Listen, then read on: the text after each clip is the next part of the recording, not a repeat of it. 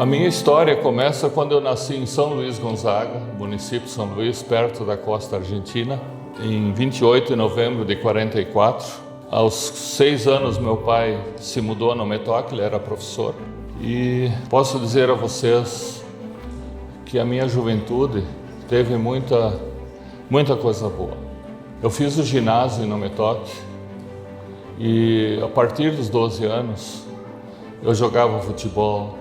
Eu jogava em 3 times, um da escola, um da gurizada e um outro time amador, como o goleiro reserva. Comecei a ir na juventude evangélica, depois da confirmação, onde era ping-pong e de tudo mais.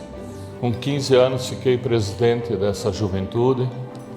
Eu introduzi a jovens lá, colegas, criamos um grupo de teatro, criamos um grupo de coral e passamos a visitar as comunidades do interior e levando um pouco de lazer e recreação para essas comunidades com esses divertimentos de teatro e de corais. Nas horas de folga, não era folga bem, mas nas terças-feiras, eu às 2 horas, desde os 12 anos, fazia aula de pintura, quadros de pintura a óleo. Durante 4 anos eu fui aluno de pintura. Também nas férias longas, fim de ano, eu sempre procurava trabalhar em algum lugar. Trabalhei numa tipografia, trabalhei num escritório de contabilidade, fazendo os lançamentos da época, tudo à mão. Trabalhei numa cooperativa, fazendo recebimento e expedição de grãos e mais alguns empregos desse tipo. Tudo para preencher o tempo e ganhar alguns trocos. Aí eu me divertia indo ao cinema, comia sorvete e picolé depois do cinema. Quando eu terminei o ginásio, poucos dias antes do ano letivo, eu ainda não sabia o que eu ia fazer. E o meu pai dizia, deixa para mim. Um dia ele disse, vamos a Panambi. Ele me colocou num Ford 29 e viemos. Diz, aqui você vai encontrar emprego, aqui você vai poder estudar. Era contabilidade, a única coisa que tinha. Ele me deu um valor que eu pudesse sobreviver um mês. Por sorte, ele nunca precisou mais me ajudar. A primeira noite, eu fui num hotel e lá eu encontrei uma pessoa que já me deu um emprego para meio-dia. Eu agarrei.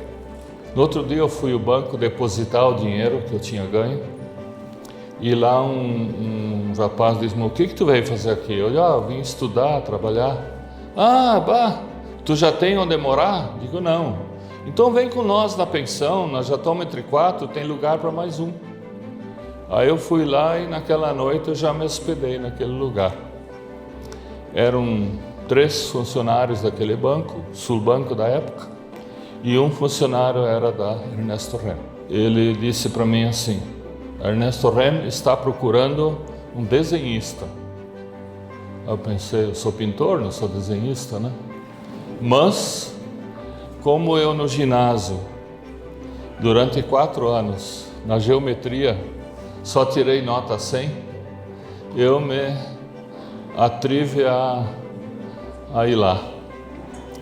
Chegando lá, ele me mostrou uma mesa de desenho que ele tinha comprado, alguns equipamentos e disse, os desenhos que tem que fazer é das nossas peças aqui de trilhadeira, moinho martelo, assim por diante.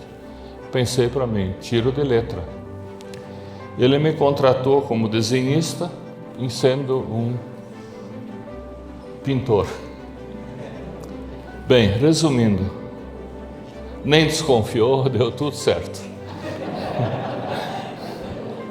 Eu fiquei 1 ano trabalhando como desenhista dos produtos que estavam sendo feitos de fabricação e terminei os desenhos em 1 ano, de todas as peças.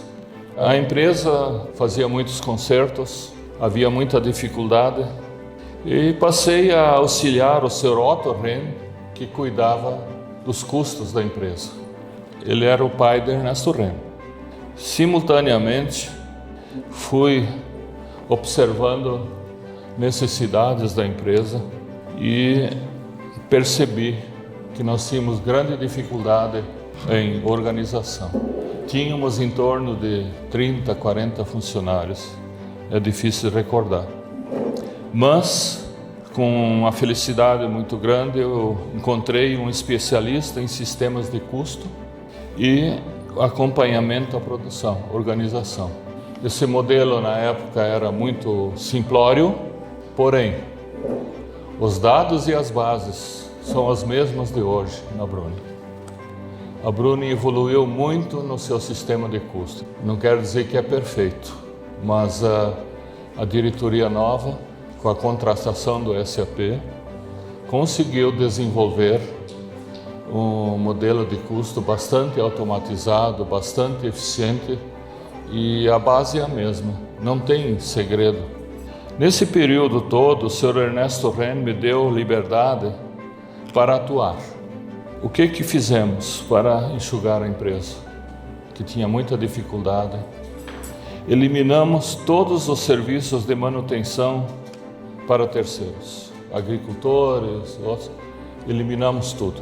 Trabalhei forte em novos projetos de trilhadeira e triturador para pequenos agricultores. Nós conseguimos desenvolver uma trilhadeira, um triturador pequeno para grãos, reduzindo consideravelmente o custo e o peso das máquinas.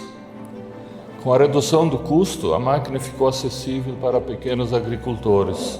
O peso podia ser tracionado por uma junta de bois e não mais trator, ficando mais fácil para os agricultores manejarem as máquinas. Com esses novos modelos de trilhadeira, passamos a frequentar feiras regionais, mais aqui no Rio Grande do Sul, o que fez com que as vendas crescessem. Devido ao processo inflacionário quase galopante, o Sr. Ernesto Ren, confiando no nosso trabalho e tendo dificuldades em acompanhar o processo de gestão devido à grande inflação, ele decidiu passar a empresa individual para a limitada, convidando o Sr. Adão Fetter e a mim para formar uma empresa limitada. Em 26/3/66, foi aí que eu ingressei como sócio na empresa. Paralelo a isso, ele adquiriu terras e passou a trabalhar na agricultura. Sr. Ernesto Ren, né? A produção de trilhadeiras, trituradores, moinhos martelo cresceu tanto que foi instalada uma nova fábrica no local onde hoje estamos. Esse novo modelo de trilhadeira tivemos muito sucesso diante da concorrência no Rio Grande do Sul e Santa Catarina, onde se situavam os pequenos agricultores. Durante a safra, chegávamos a fabricar 25 máquinas por dia, que era uma produção extraordinária. Na época também já fabricávamos algumas peças para reposição de coletadeiras. A principal delas era um jogo de peneiras reguláveis, que estragava muito nas coletadeiras, e aí a gente começou a fabricar isso para os agricultores de máquinas grandes já. Nos anos 60, procuramos a SLC em Horizontina, que estava iniciando a fabricação de colheitadeiras. E ofertei as peneiras e o comprador não quis me atender, mandou para o diretor da empresa. Quando eu me sentei na frente dele, era um gurizinho, né? Ele disse assim: mas menino, nós somos concorrentes, perdemos muitos negócios para vocês. E agora você vem aqui e quer vender coisa para nós? Digo: olha, senhor, nós somos concorrentes hoje, mas daqui a pouco mais nós vamos ser parceiros, porque as trilhadeiras vão se acabar e vocês estão indo no caminho certo em produzir colheitadeiras. Ele me enviou para o engenheiro deles, cheguei lá, sentei na mesa. Ele disse: peneira? É o meu primeiro dia de trabalho. Ele ficou 45 anos na empresa como diretor e responsável por todo o desenvolvimento da empresa. Logo em seguida, procurei a Ideal em Santa Rosa, também fabricamos peça.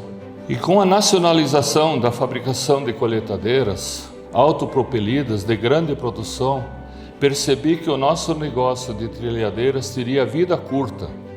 Em 1970, fui visitar feiras de máquinas agrícolas na Europa, com o objetivo de sentir se lá havia o hábito de comprar componentes de fornecedores da mesma forma como a indústria automobilística atuava no Brasil. Por coincidência, já surgiram contatos com a Massefergus, que atuava em Canoas, que no primeiro dia do retorno já recebi pedidos de cotação. Na sequência, procurei a Neola em Curitiba e também fui bem sucedido na venda de peças para colheitadeiras. Todas as peças eram sob desenho dos clientes. Cada cliente tem uma historinha, mas ficaria muito longo eu falar. Houve um vertiginoso crescimento de componentes para as 3 fábricas de colheitadeiras e uma queda drástica na produção de trilhadeiras, pois eram substituídas pelas colheitadeiras autopropelidas. Paramos de produzir as trilhadeiras e nós dedicamos inteiramente a produtos de terceiros, como é hoje. Devido à sazonalidade das colheitadeiras, que eram produzidas 6 meses por ano, durante 6 meses do ano e não tínhamos trabalho, muito pouco. Procurei introduzir componentes para tratores no semestre oposto, dos mesmos clientes de colheitadeiras, que também fabricavam tratores. Nessa decisão também fui bem sucedido. Após estas iniciativas, procurei desenvolver o mercado de componentes para ônibus e caminhões, inicialmente no Volvo, no fim dos anos 80. Tive muitas dificuldades devido à distância e a maioria dos componentes que poderíamos fabricar estavam sendo importados, os volumes eram ainda pequenos e competíamos com fabricantes consolidados da Europa com custos de investimento bem inferiores ao nosso. A minha primeira visita na Volvo, o senhor que me atendeu, fiquei insistindo e ele disse que não dava e tal. Para se livrar de mim, ele disse: olha, eu tenho que viajar para São Paulo e me dá o teu cartão. Quando eu alcancei o cartão para ele, ele olhou, número 49. Aí ele disse: tá, mas 49 é o quê? Digo: olha, tu tem que pedir telefonista de Curitiba, telefonista de Porto Alegre, essa liga para Panambi e ela nos liga. Ele me devolveu o cartão e disse: ó, tchau. Fazer o quê? Não, fui embora.